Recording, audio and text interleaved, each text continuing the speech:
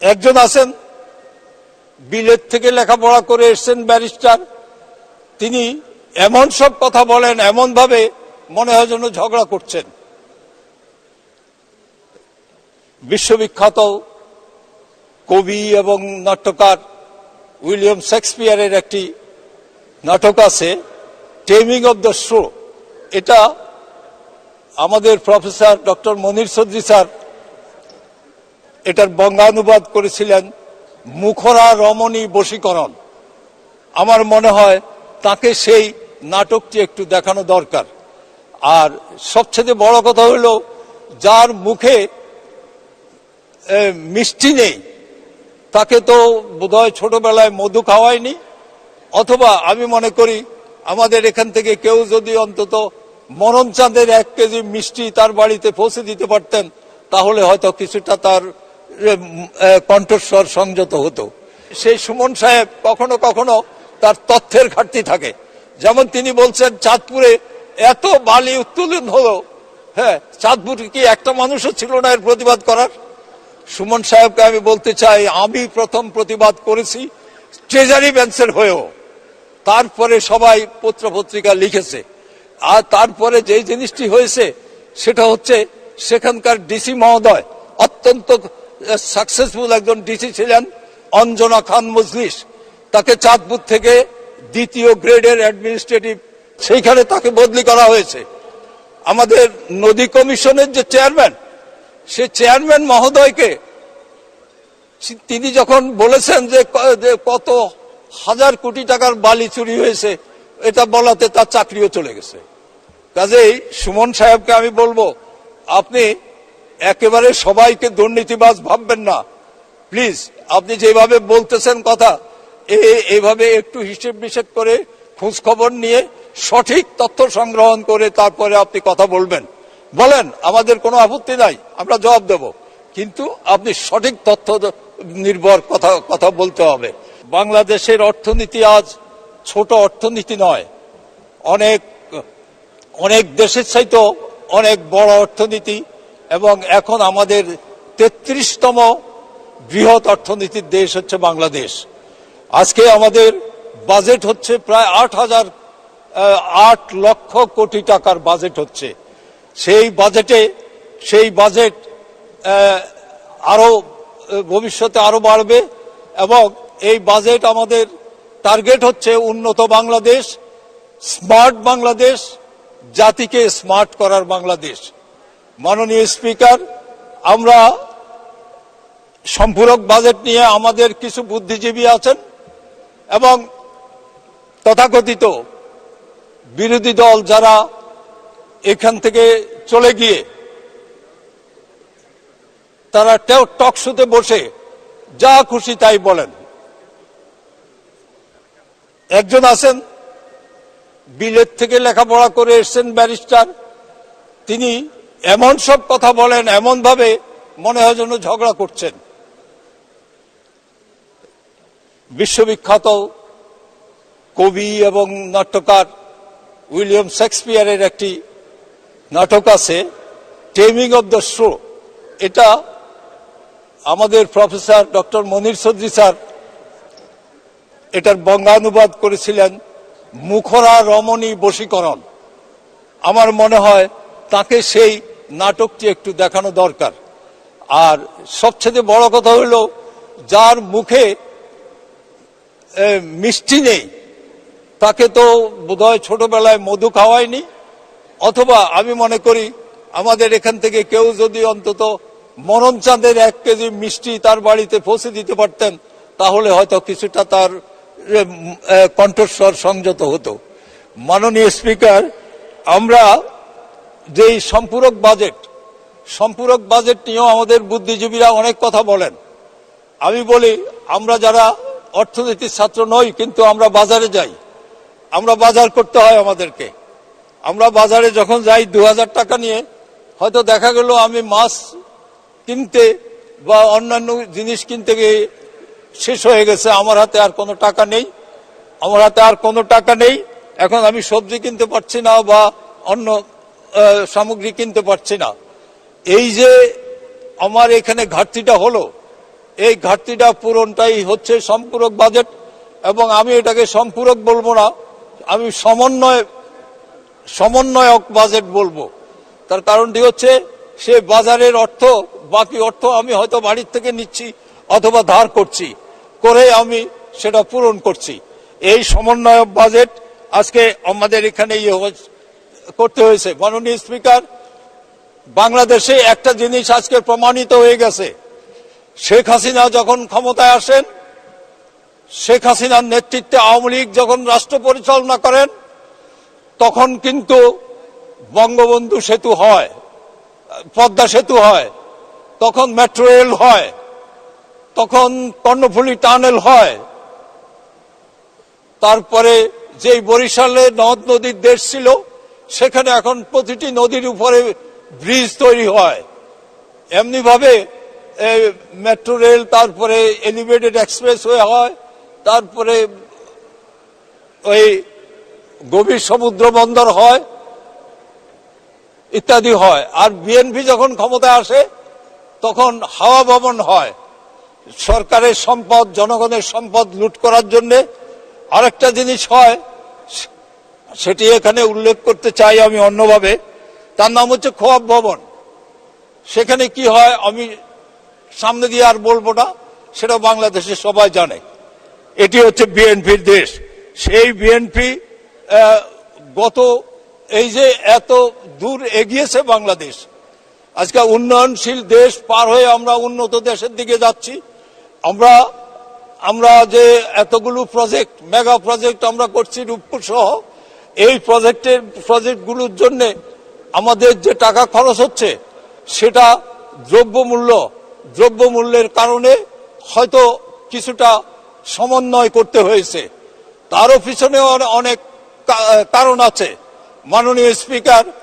সেই কারণটি হলো, আজকে আমরা লক্ষ্য করছি বৈশ্বিক অর্থনৈতিক টালমাটাল অবস্থা, যেমন রাশিয়া ইউক্রেন যুদ্ধ এবং জায়নবাদী ইসরায়েল কর্তৃক ফিলিস্তিনে আক্রমণ, এবং ফিলিস্তিনে এরই মধ্যে 37,000 মানুষকে হত্যা করেছে, যার মধ্যে প্রায় 20,000 নারী ও শিশু সেই হত্যা করেছে। এবং এইভাবে সমস্ত পৃথিবীতে একটি টালমাটাল অবস্থা।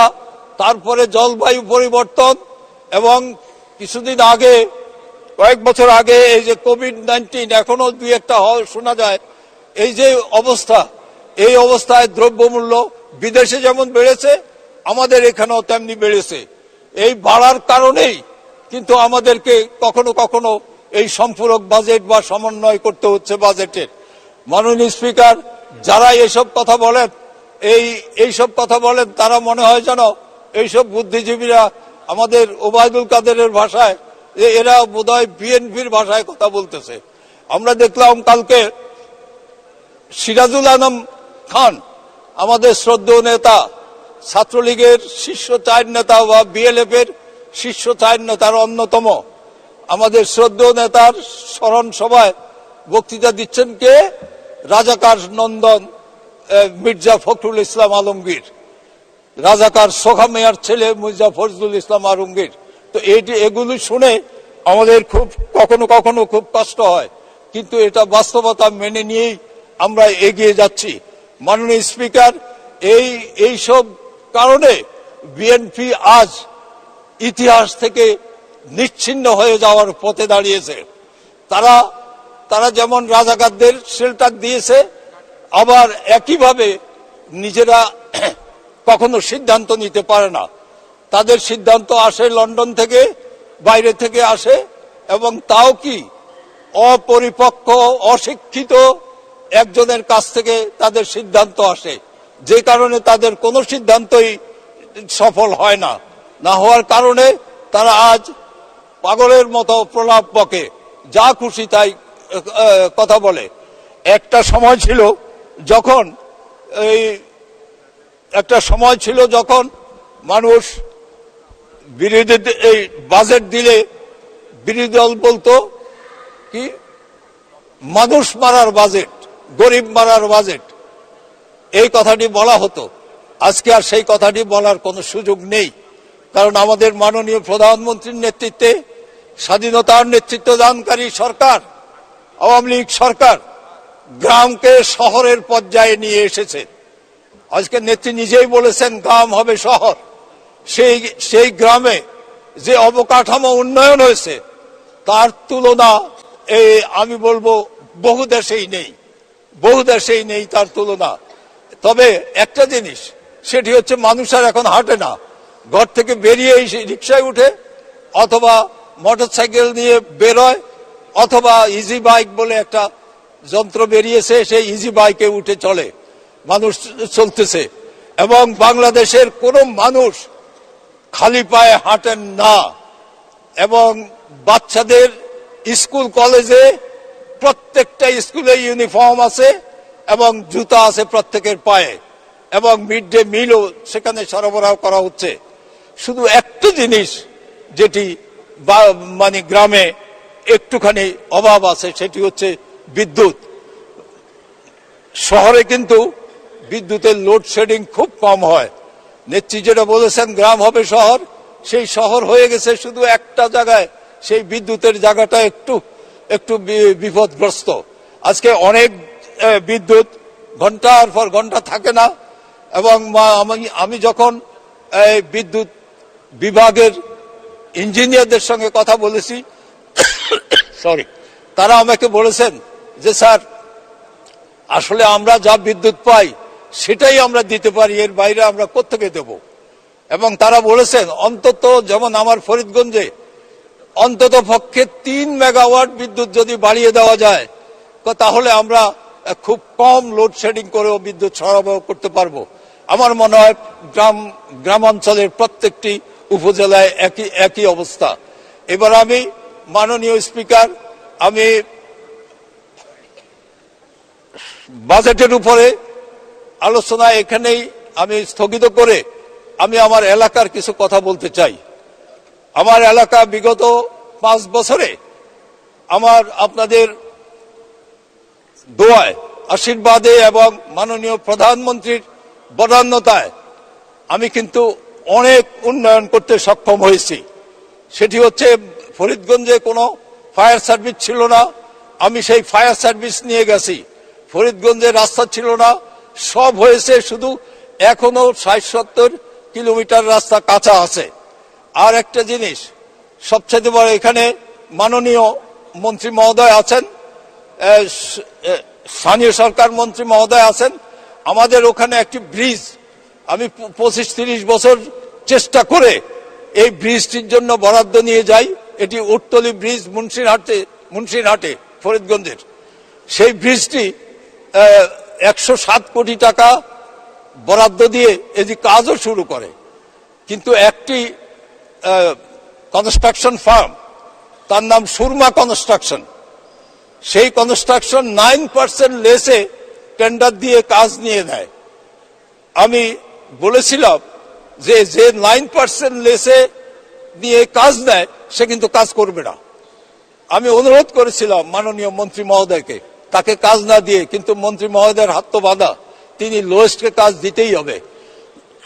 তারপরে সেই লোকটি কি করলো, কাজ শুরু করলো, করে একটা ফাইলিং করেই বড় অঙ্কের একটি টাকা নিয়ে সে চলে গেল, সে আর কাজ করে না। যখন আমি এটা আবার অভিযোগ উত্থাপন করলাম, তখন ইঞ্জিনিয়ার সাহেব পরিদর্শন করলেন, করে এসে এটাকে কাজ, তার কন্ট্রাক্ট বাতিল করে দিলেন। এখন সেই কন্ট্রাক্টর হাইকোর্টে রিট করে এখন আটকে রেখেছে সবকিছু। মাননীয় স্পিকার, আমি অত্যন্ত দুঃখের সঙ্গে বলতে পারি যে গ্রামাঞ্চলে উন্নয়ন কন্ট্রাক্টরদের হাতে জিম্মি, এই জিম্মি অবস্থা থেকে কিভাবে মুক্ত হবে আমি জানি না। এবং একই সঙ্গে এই যে গ্রামাঞ্চলের যে প্রশাসন আছে, এই প্রশাসন আর ওই কন্ট্রাক্টর, এদের মধ্যে একটা যোগ সাজস আছে।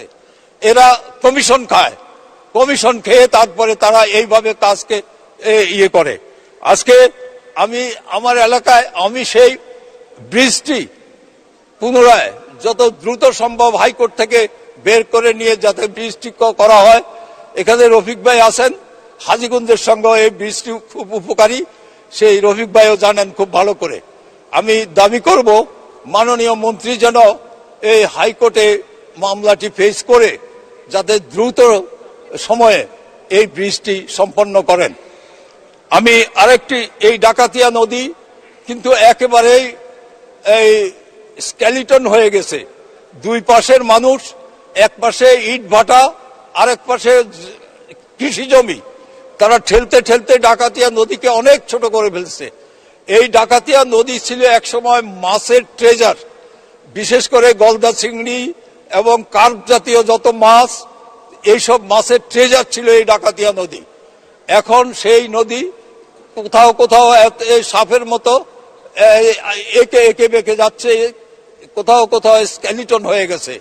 আমি সেই ডাকাতিয়া নদী সরকার, আজকে মাননীয় প্রধানমন্ত্রী জননেত্রী শেখ হাসিনার সরকার অনেক জায়গায় খনন কাজ শুরু করেছেন। আমি সেই ডাকাতিয়া নদী খননের জন্য আমি একটু দাবি জানাচ্ছি। একই সঙ্গে আমি বলবো, ডাকাতিয়া এখন কচুরিপানা একদম ভর্তি। তো এটার উপরে একটা প্রজেক্ট নেওয়া যায় কিনা সেই ব্যবস্থাটা করার জন্য আমি আপনার মাধ্যমে সংশ্লিষ্ট মন্ত্রণালয়কে অনুরোধ জানাচ্ছি। মাননীয় স্পিকার স্যার, আমি একদম প্রত্যন্ত অঞ্চল ছিল এক সময়, এখন আর সেটা প্রত্যন্ত অঞ্চল নেই। আমার ওখানে গত টার্মে 103টি প্রাথমিক বিদ্যালয় আমরা বিল্ডিং পেয়েছি, এবং কিন্তু আমাদের কিছু বিল্ডিং, এই মাধ্যমিক পর্যায়ের বিল্ডিং অনেক জায়গায় হয়নি। আমি শিক্ষামন্ত্রী মহোদয় এখানে আছেন, আমি তাকে অনুরোধ করব যে আমার ওখানে আমি তার সঙ্গে দেখা করে আমি কিছু নাম দেব, যাতে ওইসব মাধ্যমিক বিদ্যালয়ে অন্তত একটা করে বিল্ডিং দেওয়া হয়। আবার কিছু মাদ্রাসা আছে যেগুলো সত্যি কথা বলতে কি, আমার ফরিদগঞ্জে কিন্তু রাজাকারের সংখ্যা কিন্তু খুব কম, কিন্তু আলেমের সংখ্যা অনেক বেশি, পীর সাহেবদের সংখ্যা অনেক বেশি। পীর সাহেবরা সব আমাদের সমর্থন করেন। তো তাদের কিছু মাদ্রাসা আছে, সেই সব মাদ্রাসাগুলোর নামও আমি দেব মাননীয় মন্ত্রী মহোদয়কে, তিনি যেন সেই মাদ্রাসাগুলোতেও কিছু বিল্ডিং দিয়ে দেন। মাননীয় স্পিকার, স্মার্ট বাংলাদেশের জন্য যে জিনিসটি বড় দরকার সেটা হচ্ছে স্মার্ট জনগোষ্ঠী বিনির্মাণ করা। সেই স্মার্ট জনগোষ্ঠী বিনির্মাণ করতে হইলে প্রথমেই দরকার শিক্ষা, তারপরে দরকার হচ্ছে শিক্ষিত মানুষকে সেমিনার সিম্পোজিয়ামের মাধ্যমে স্মার্ট শব্দের অর্থ তার বিশ্লেষণ করে বোঝাতে হবে। আমরা শিক্ষার যে অবস্থা, মাঝে দিয়ে শিক্ষার অবস্থা খুব ভালো ছিল না, এখন আবার একটু হাঁটি করে শুরু হয়েছে। আমি শিক্ষার দিকে নজর রাখতেছি। আমি এই যে এইখানে আরেকজন নতুন সদস্য, আপনি 5 মিনিট বলুন। জি থ্যাংক ইউ মাননীয় স্পিকার। তো আমি সেই সুমন সাহেব কখনো কখনো তার তথ্যের ঘাটতি থাকে, যেমন তিনি বলছেন চাঁদপুরে এত বালি উত্তোলন হলো, হ্যাঁ, চাঁদপুরে কি একটা মানুষও ছিল না এর প্রতিবাদ করার? সুমন সাহেবকে আমি বলতে চাই, আমি প্রথম প্রতিবাদ করেছি ট্রেজারি বেঞ্চের হয়েও, তারপরে সবাই পত্র পত্রিকা লিখেছে। আর তারপরে যে জিনিসটি হয়েছে সেটা হচ্ছে সেখানকার ডিসি মহোদয় অত্যন্ত সাকসেসফুল একজন ডিসি ছিলেন, অঞ্জনা খান মজলিস। তাকে চাঁদপুর থেকে 2য় গ্রেডের অ্যাডমিনিস্ট্রেটিভ, সেইখানে তাকে বদলি করা হয়েছে। আমাদের নদী কমিশনের যে চেয়ারম্যান, সে চেয়ারম্যান মহোদয়কে তিনি যখন বলেছেন যে কত হাজার কোটি টাকার বালি চুরি হয়েছে, এটা বলাতে তার চাকরিও চলে গেছে। কাজেই সুমন সাহেবকে আমি বলবো, আপনি একেবারে সবাইকে দুর্নীতিবাজ ভাববেন না, প্লিজ। আপনি যেভাবে বলতেছেন কথা, এইভাবে একটু হিসেব নিষেধ করে খোঁজ খবর নিয়ে সঠিক তথ্য সংগ্রহণ করে তারপরে আপনি কথা বলেন, আমাদের কোনো আপত্তি নাই, আমরা জবাব দেব, কিন্তু আপনি সঠিক তথ্য নির্ভর কথা বলতে হবে। মাননীয় স্পিকার, আজকে আমি বিএনপিকে আর কি বলবো, বলার কিছু নাই, পাই না তো কোথাও খুঁজে, রাস্তায় নাই, সংসদে নাই, রাজপথে নাই, ওই ঘরের ভিতর বসে কিংবা প্রেস ক্লাবের একটা কক্ষ ভাড়া করে সেখানে গিয়ে কতগুলো কথা বলতে থাকে। এইসব কথা বলতে বলতে তাদের এখন রিপিট হচ্ছে, একদম রিপিট হচ্ছে। তাদেরকে আর কিছু করার তাদের আর কিছু আছে বলে আমি মনে করি না। আর সবচেয়ে বড় কথা কি, মাননীয় স্পিকার, একটি রাজনৈতিক দল যার কোনো কম্পিটেন্ট লিডারশিপ নেই, একজন লিডার আছেন তিনি বলে 70 বছর না কত বছর তার হয়েছে, জেল হয়েছে, এবং তিনি বিদেশে লন্ডনে অবস্থান করছেন এবং সেখানে রাজকীয় জীবন যাপন করছেন। আরেকজন আছেন তিনি অসুস্থ, তারপরে স্বশিক্ষিত, এবং সেই কারণে বিএনপির কোনো নেতা নেই।